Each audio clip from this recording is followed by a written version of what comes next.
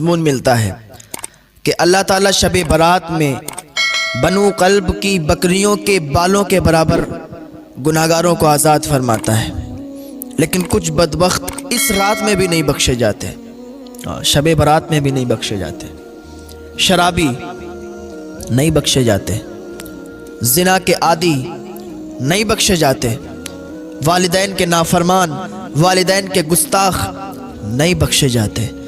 میرے بھائیوں، آج ہی توبہ کر لو، آج ہی سچی توبہ کر لو اور اللہ کے حضور حاضر ہو جاؤ۔ آج توبہ کر لو گے، اللہ تمہیں معاف فرمانے والا ہے، معاف فرما دے گا اپنی رحیمی کریمی کے صدقے۔ آج کی یہ رات بڑی بابرکت ہے، شب برات۔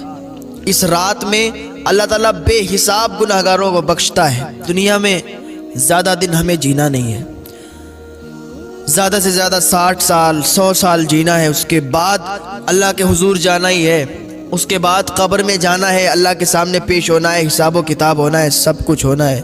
تو ابھی آ جائیں اللہ کی بارگاہ میں، یہ مبارک رات ہے، اس رات میں آپ توبہ کر لیں گے، اللہ آپ کو معاف فرمانے والا ہے، معاف فرما دے گا۔ اور شب برات میں کچھ عمل ہیں وہ کریں تو ان سے آپ کو بہت زیادہ ثواب حاصل ہوگا۔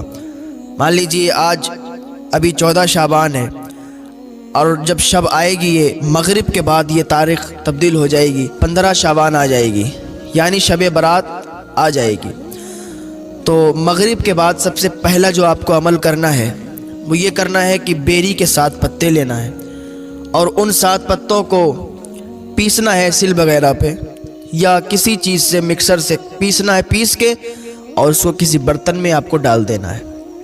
برتن میں ڈالیں گے، کسی گلاس میں، جگ میں، کسی بھی برتن میں، اس میں تھوڑا پانی ڈالیں گے، 1 مرتبہ آیت الکرسی پڑھیں گے، دم کر دیں گے اور 3 گھونٹ پی لیں گے، اور جو باقی بچے گا اس کو کسی ٹب میں، کسی بالٹی میں ڈال دیں گے جس سے آپ غسل کرتے ہیں، اور اس میں ڈال کے پھر آپ نہا لیں گے۔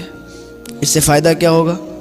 1 سال تک انشاءاللہ جادو کا اثر نہیں ہوگا آپ پر۔ یہ تو پہلا طریقہ ہو گیا۔ دوسرا طریقہ یہ ہے کہ اس کو اکثر حضور مفتی اعظمین اور حضور اعلیٰ حضرت رضی اللہ تعالیٰ عنہ اور ہمارے بہت سے بزرگ حضرات کیا کرتے تھے کہ 7 بیری کے پتوں کو ایک برتن میں تھوڑا سا ابالنا ہے، ان کو کھولانا ہے، پانی کو تھوڑا سا گرم کرنا ہے، اور وہی پانی کسی ٹب میں، کسی بالٹی میں ڈالنا ہے، اور اس سے پھر غسل کر دینا ہے، نہا لینا ہے۔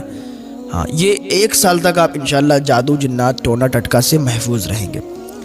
جو لوگ پریشان ہوتے ہیں نا کہ جادو جنات ٹونا ٹٹکا سے، یہ عمل ضرور کریں۔ پھر یہاں سے شروعات ہوئی۔ اب کیا ہے، اور ضروری یہ ہے کہ 14 شعبان کو بھی روزہ رکھیں اور 15 شعبان کو بھی روزہ رکھیں، بہتر ہے۔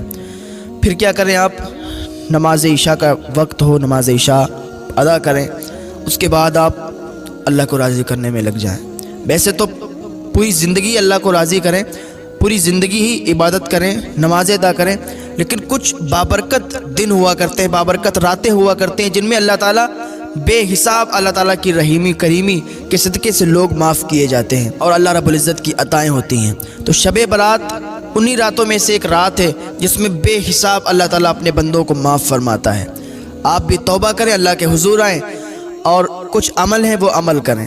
عمل کیا ہے؟ پوری رات میں جتنی آپ نفل ادا کر سکتے ہیں ادا کریں، رزق میں برکت کے لیے نفل ادا کریں، ہاں، گھر میں رشتے نہیں آ رہے ہیں ان کے لیے نفل ادا کریں، کوئی بھی کام ہے نہیں بن رہا ہے اس کے لیے آپ حاجت کے لیے نفل ادا کریں۔ پوری رات پڑی ہے، جتنے نفل آپ ادا کر سکتے ہیں ادا کریں، ٹھیک ہے۔ اس کے بعد آپ کو کیا کرنا ہے؟ کچھ نفل پڑھنے کے بعد پھر آپ کو یہ عمل کرنے ہیں، یہ وظیفے کرنے ہیں۔ کیا کرنے ہیں؟ 1000 مرتبہ دعائے استغفار پڑھنا ہے، استغفر اللہ تعالی ربی من کل ذنب و اتوب الیہ۔